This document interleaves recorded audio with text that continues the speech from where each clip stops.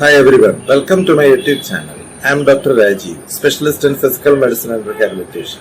Let us begin solving these MCQs.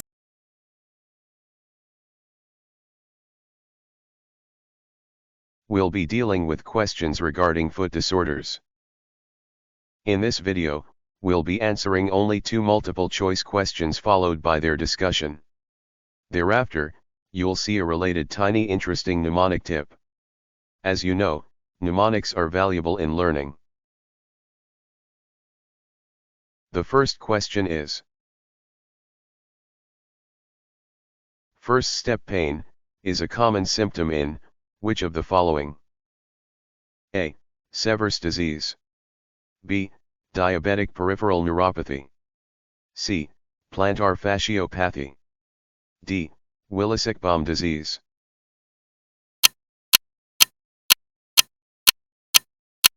Hurry up please.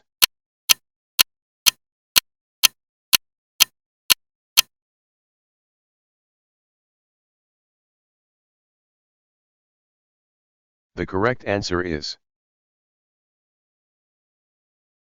C. Plantar fasciopathy. Current evidence suggests that plantar fasciopathy is a degenerative condition of the plantar fascia, or aponeurosis, rather than an inflammatory process occurring in the fascia. The itis, in the plantar fasciitis terminology, is a misnomer. Microtears occur in the plantar fascia, and healing is initiated during sleep, with the fascia remaining in a slightly shortened state. Upon waking up, while taking the first steps in the morning, the fascia stretches due to the traction forces, or increased tension to the calcaneus where it is attached, producing the characteristic first step pain. Let's discuss about the other alternatives in the question, as well.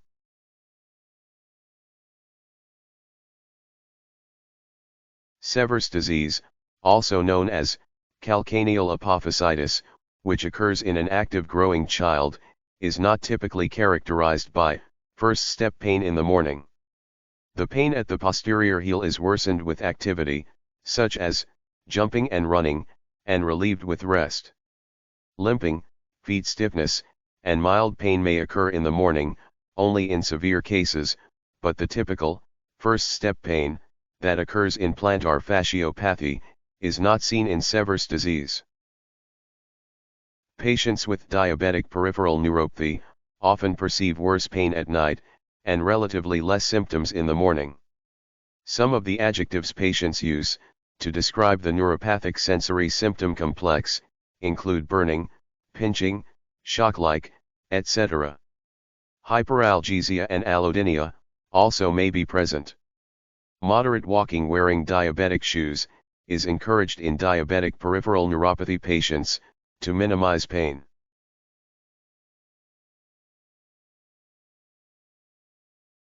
The uncontrollable urge to move the legs, aching, throbbing, and other uncomfortable sensations in the legs, commonly seen in restless leg syndrome, also known as Willis-Shockley disease, are worst at night, or disappear or becomes less troublesome during the early hours of morning. Now, let's try to answer correctly the next question. Conducting a windlass test may give an indication of A. The presence of Achilles tendinitis. B. The presence of Sever's disease and Haglund's deformity. C. The presence of retrocalcaneal bursitis. D. The presence of plantar fasciopathy and hallux rigidus.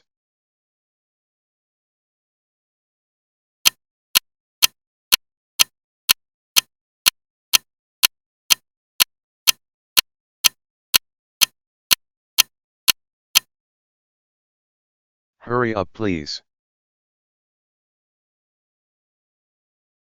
The correct answer is D. The presence of plantar fasciopathy and hallux rigidus.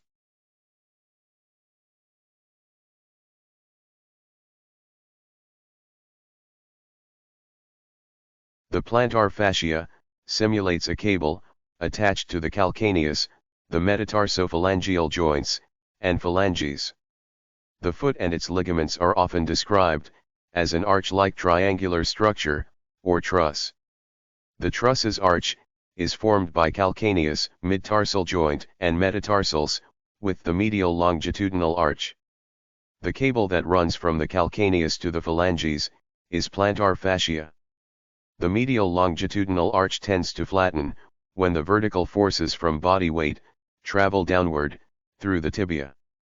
The medial longitudinal arch tends to flatten further due to the ground reaction forces that travel upward on the calcaneus and the metatarsal heads. The strong plantar fascia acting as a cable winds around the metatarsophalangeal joint when the great toe is dorsiflexed during the propulsive phase of gait. This results in the elevation of the medial longitudinal arch, which counteracts its impending flattening. The essence of the windlass mechanism principle is the plantar fascia shortening that results from hallux dorsiflexion. A windlass is the tightening of a rope, or cable.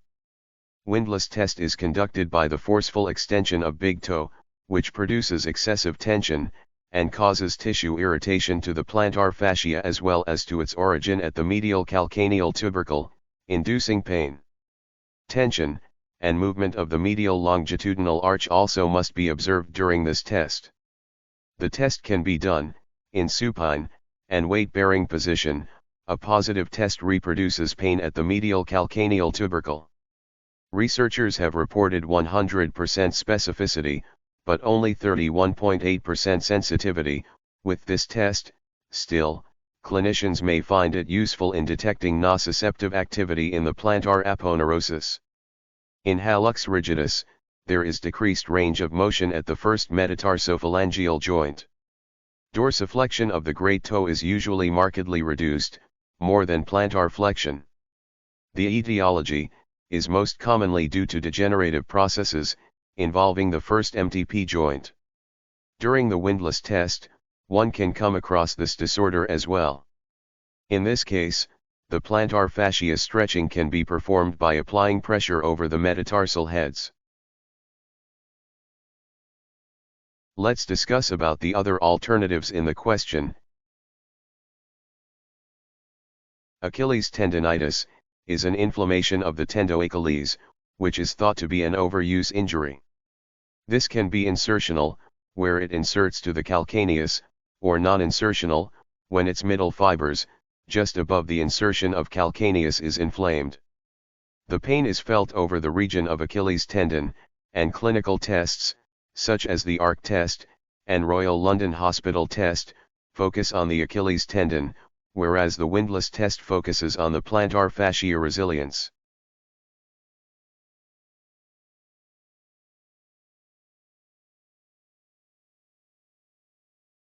A common cause of posterior heel pain in the skeletally immature athlete is Sever's disease, or calcaneal apophysitis. It is thought to be a traction apophysitis at the Achilles tendon insertion site on the calcaneus, the result of an overuse injury to the secondary ossification center of the calcaneum. Skees test is conducted with the patient in supine and compressing the posterior aspect of calcaneus to check for pain.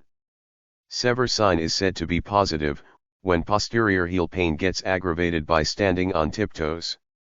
In Sever's disease also the focus is on posterior heel pain, whereas the windlass test checks for pain at the anteromedial calcaneal tubercle.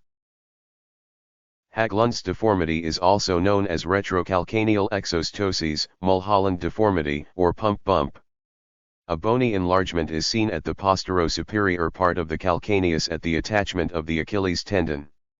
Here too, there is posterior heel pain. There are two bursae at the heel region, where tendoachilles inserts to calcaneus. The retrocalcaneal bursa is located between the tendoachilles and the calcaneus. The subcutaneous calcaneal bursa is located between the skin and posterior aspect of the distal Achilles tendon. Posterior ankle pain occurs when either of these are inflamed. In contrast to the plantar fasciopathy pain, which occurs in the region of the calcaneal tubercle, or at the middle of the undersurface of calcaneus, In retrocalcaneal bursitis, pain is felt at the posterior heel region. Okay.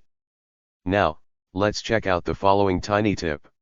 The 6 S's, shoes, surface, speed, stretching, strength, and structure, may come in handy while assessing a patient with plantar fasciopathy, specifically an athlete.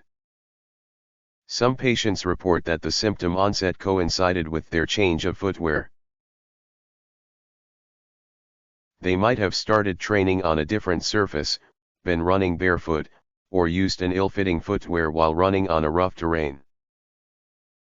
Aggravation of pain with sprinting.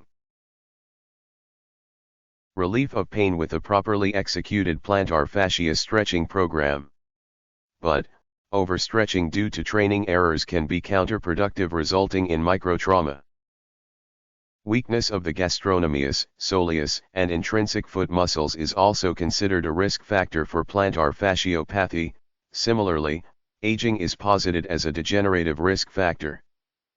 Structural risk factors include pes plana valgus, overpronation, pes cavus, leg length discrepancy, excessive lateral tibial torsion, excessive femoral anteversion, and higher body mass index.